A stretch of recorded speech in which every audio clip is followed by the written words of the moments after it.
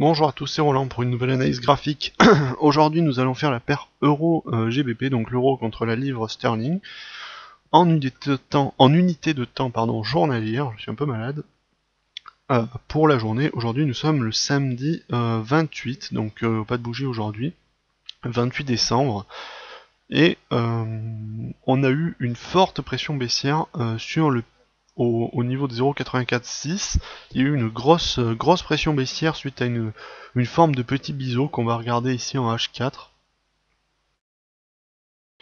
qui est plus visible. Vous voyez ici on a clairement une figure en biseau, hein, puisque là c'était très tradable d'un point de vue technique, ça valait le coup. Même si c'est vrai que ça s'est fait assez rapidement. Alors on va rester un peu en H4 parce que je pense que c'est la meilleure façon de voir le fond de l'analyse. Je précise juste un petit retour en H1, c'est qu'on est quand même dans une dynamique de fond qui est baissière ici avec un canal. Et actuellement, on vient de toucher la semaine dernière le haut du canal en troisième point, donc qui présente le plus logiquement dans une tendance baissière, et bien une reprise baissière durable jusqu'au support qui est très éloigné ici.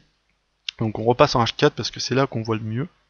Donc pour poser le fond en daily, on voit qu'on a quand même une trame de fond baissière avec un contact ici à la résistance et une forte reprise baissière. Et ensuite, bien là, on a une figure en drapeau. Donc un rectangle positionné est très bien tracé. Vous voyez, c'est parfait.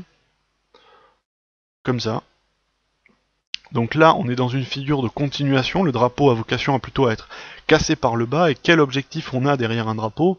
Eh bien, on a la même taille, la précédente baisse reportée au point de sortie. Enfin, pas au point de sortie. Si on prend, il faut comprendre que si on prend la largeur du canal en plus, il faut le reporter au dernier plus haut. Vous voyez l'idée ? C'est-à-dire qu'on reporte la dernière baisse. La baisse, elle ne commence pas à partir du franchissement, elle commence à partir du top. Donc, on aurait 0,825 en objectif, ce qui est tout à fait cohérent. Pourquoi est-ce que c'est tout à fait cohérent ? Parce que c'est le dernier plus bas. Ici, vous voyez. Donc là, on a un objectif qui est parfaitement dessiné. D'un point de vue chartiste, c'est parfait, c'est la figure nickel. C'est-à-dire que si on a cassure ici au 0,832, pardon, eh bien, baisse à 0,825 consécutivement. Donc là, on est quand même dans une figure de baisse. Donc moi, je vais déjà être baissier pour ma part. On aurait pu l'être avant. Mais pour shorter, pour trouver des niveaux de support-résistance, c'était pas évident avant qu'on ait la création d'un premier plus haut et d'un premier plus bas. Là, on a deux plus hauts, deux plus bas, donc c'est génial. Les plus hauts sont situés à 0,839 à peu près, maximum, et plus bas à 0,833. Donc, on peut shorter dès à présent, même si c'est vrai qu'on a mangé quand même une bonne part du gâteau, en gardant un stop. Alors, on peut serrer le stop ici sur la tête des corps du dernier pic autour de 0,837, ça me paraît envisageable, même si en toute sécurité il faudrait positionner en 0,839, c'est au choix de chacun. Et en objectif, et bien là on a une figure qui est parfaitement tracée, on est dans une tendance de fond baissière avec une forte pression baissière précédée par un biseau ascendant. Donc là, pour moi, on est quand même dans un scénario très baissier. Et je vais projeter à 0,825 les objectifs complets de la figure. Souvent, je me pondère un petit peu, je me modère, pardon.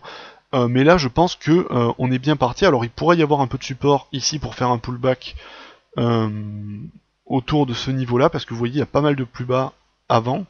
Ici, il y a plusieurs zones de contact sur cette zone de 0,831 à peu près, 0,8315 disons. Mais bon, là c'est assez large parce qu'on est en H4 qui a quand même une unité de temps assez importante. Donc là potentiellement il pourrait y avoir un pullback sur ce niveau, une petite reprise haussière. Ça peut être un point short à ce moment-là, c'est à voir.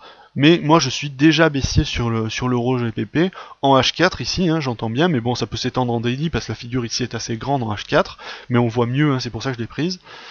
Donc avis baissier à 0,825 très clairement, avec un stop maximum 0,839, mais potentiellement intermédiaire 0,837.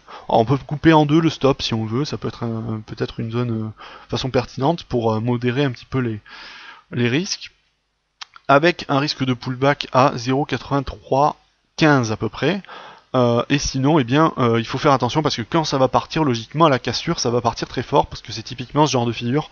Les objectifs sont très rapidement amenés. De la même façon, ça va à peu près à la même vitesse que la première baisse. Donc si on prend une bougie comme ça, il faut pas rater le coche, je dirais, pour rentrer sur la paire. Donc c'est pour ça que je préfère rentrer de manière préventive, même si c'est pas d'un point de vue chartiste très rigoureux. On est quand même, je pense, dans une analyse de fond baissière. Voilà.